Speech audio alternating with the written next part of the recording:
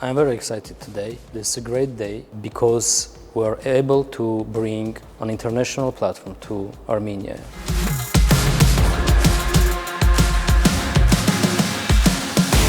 It is a pleasure to partner with the Ministry of High-Tech Industry, to collaborate with them, to help accelerate the ecosystem, and to work with 20 amazing startups in our first cohort.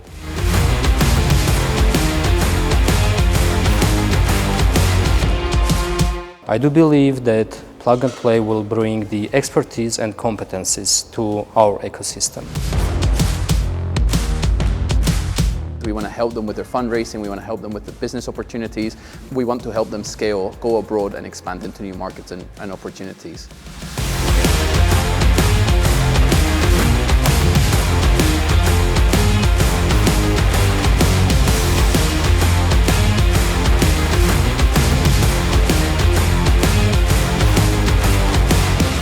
And I'm very excited to join Plug and Play first batch here in Armenia. We're planning to become an absolute market leader in Armenia, and this is a great opportunity for us to learn from experts, from our mentors, how to scale our business quickly and efficiently.